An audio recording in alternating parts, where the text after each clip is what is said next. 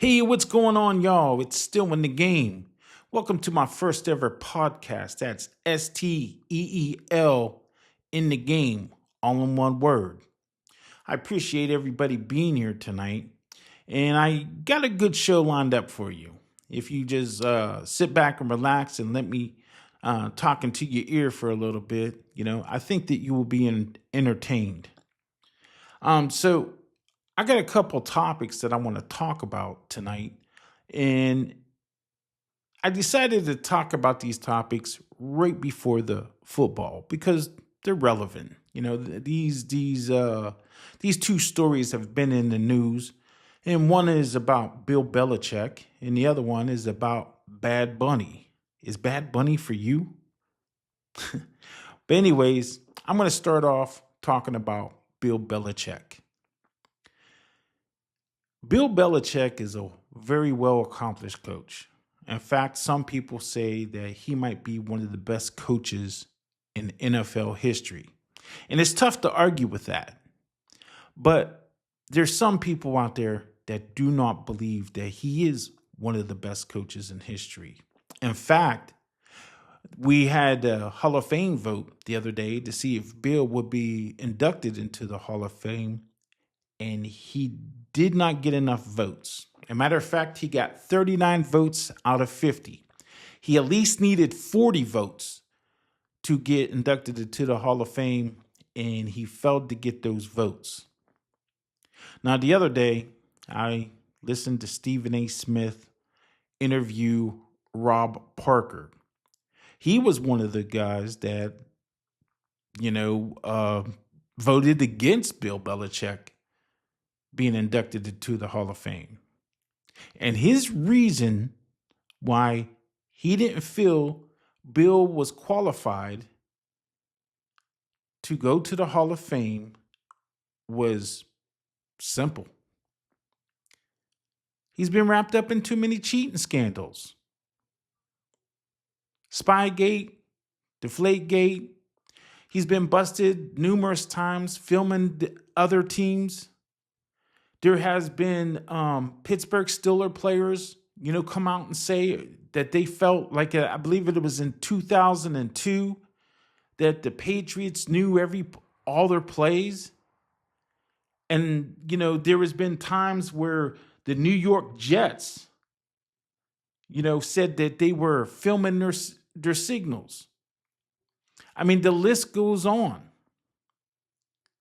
So, with that being said, how do you feel about it? Do you think that Bill Belichick is getting robbed? Do you feel like, he might have cheated, but, how much did it play of him winning all those Super Bowls? How much did it affect him winning all those Super Bowls? And should he be punished after all these years? And if you ask my opinion, I say hell yeah. Because I've watched football for a very long time. And there's a lot of other people that watch football. They love, it's America's sport. Everybody loves football. Well, mostly everybody. But there's a lot of people out there that do love football. They love college football, high school football, NFL football. You name it, we just love football. And if you watched enough of it, or you even played the game like some of us, you know that football is about the game of inches. One play can determine whether you go to the playoffs. One first down can be the determined factor of the game. So any edge, especially on a pro level, that a team can get over the other team, knowing their plays, knowing their signals, knowing what they're going to do before they do it, letting the air out of the football so, your players don't fumble the ball, or regardless of what you're trying to do. If you're trying to bend the rules or break the rules, that's cheating. And Bill Belichick has been accused of cheating several times. Now, if we look at the MLB, professional baseball, there's a number of players that never made it to the Hall of Fame. Guys like Pete Rose, guys like Barry Bonds. And the reason why they're not in the Hall of Fame is because of cheating. And you know what? Even though I like Pete Rose, I grew up watching Pete Rose. I was a fan of Pete Rose. And I've seen Barry Bonds play with my own eyes. Very talented guy. I went to Pittsburgh and seen Barry Bonds and Bobby Bonilla play. I think Andy Van Slyke was on that team at that time also. I seen these guys play with my own eyes. I remember Little Barry, and then all of a sudden, Little Barry become Big Barry. So, these guys, they cheat and they expect nothing to happen. Now, I want to take it even farther in that. When Stephen A. Smith was interviewing Rob Parker also said that I don't think that Tom Brady should be in the Hall of Fame either. And you know what I got to say to that? Bravo, man. It's about time someone steps up to the plate and tells the truth. It's been covered under the rug for so long. Everybody knows that these guys were cheating. And now,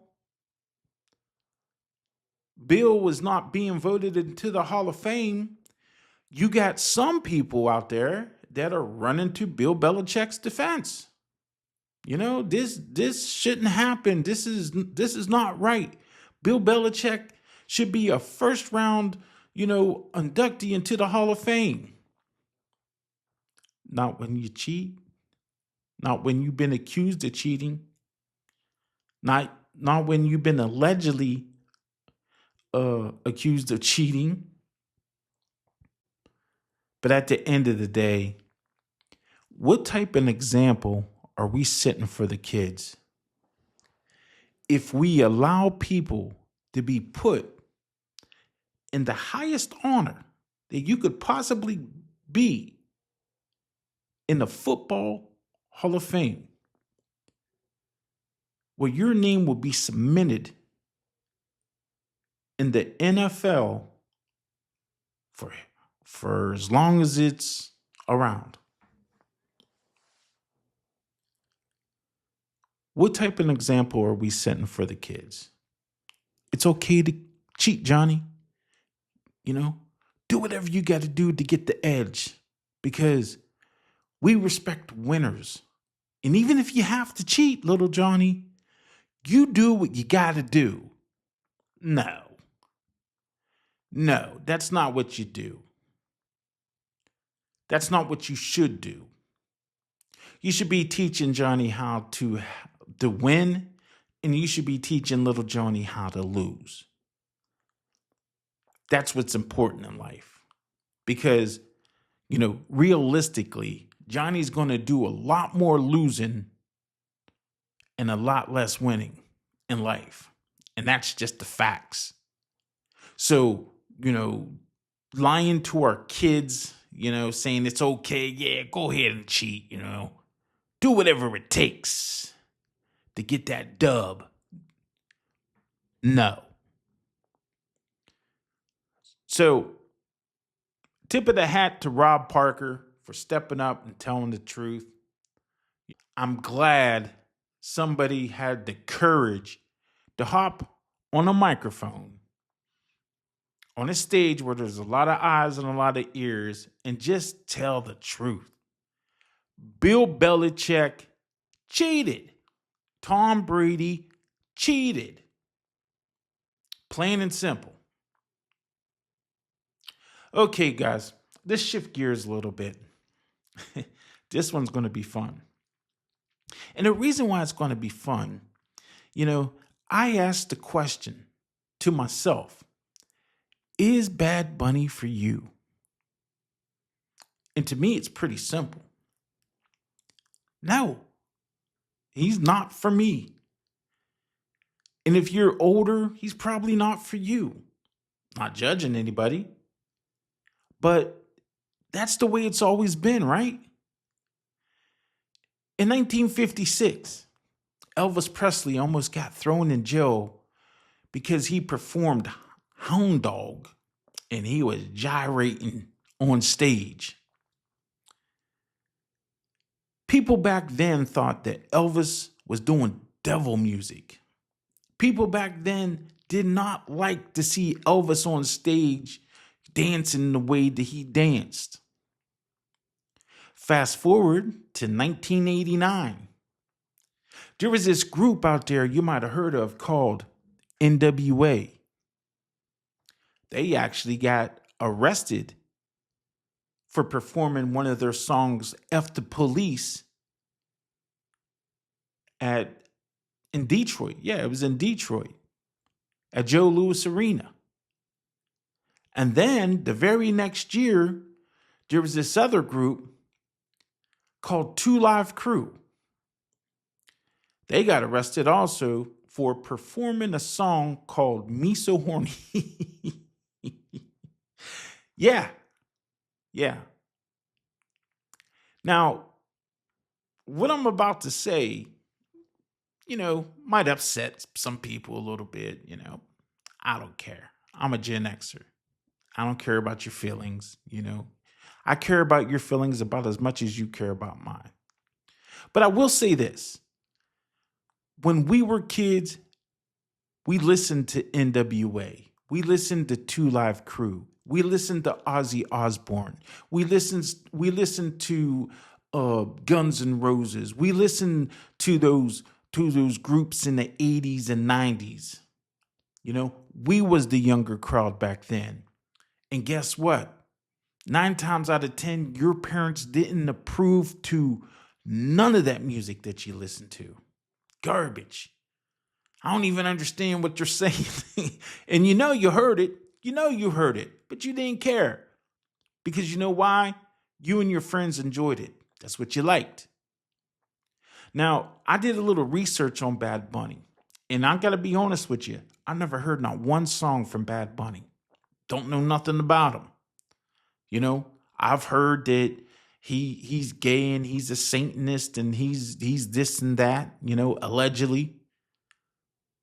But if there's one thing that I found out, in 2025, he had nearly 20 billion streams.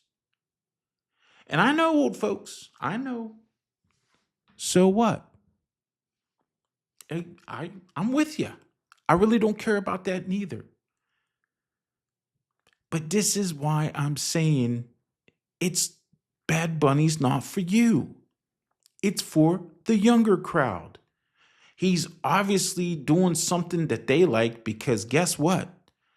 They're listening to him. Now, I remember when, I was a kid, bands like Motley Crue, Van Halen, I heard people say that, that's devil music. I've heard that a million times. And I don't know about Bad Bunny. I don't know what type of music that he puts out there. I don't. But guess what? Once the halftime show comes on, I'll probably just get up, go use the bathroom, grab me a cold one or something, maybe throw something in the microwave. I don't know exactly what I'm going to do, but I'm not going to watch it, because it's not for me. I will watch the football game. I will, see if Sam Darnold wins the Super Bowl. I'm pulling for the guy. I like Sam Darnold. To me, he seems like he's the underdog. Drake May, I think he's going to have a great career. But for right now, I like to see Sam Darnold win the Super Bowl. Jackson Smith, JSN, I think he's a great player. Wouldn't mind seeing him get a touchdown or two. But that question, is Bad Bunny for you? It's comical to me because the reason why it's comical to me is, and I know people like this, and I got a story to tell after I say what I'm about to say. I know older folks forget about when they were younger. When they were younger, they forgot the things that they used to do, the things that they used to listen to, the things that they used to, you know, um, thought was cool. So let me tell you a little story. When I was younger, a kid, there used to be this basketball court that pretty much everybody in the area went to. And we would play basketball, in the summertime from daylight to dark. I don't know what it was about the area, but we loved to hoop. Okay. And some of the rough characters used to go up to that basketball court, drinking, smoking, doing all kinds of things up there.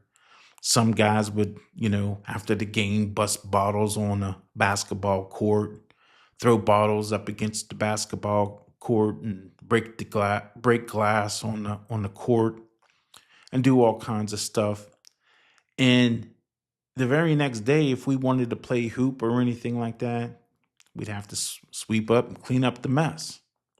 So what I'm saying, yes, my generation, we tore up stuff.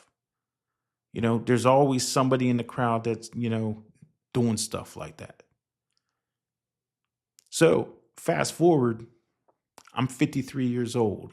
And last year I had this conversation.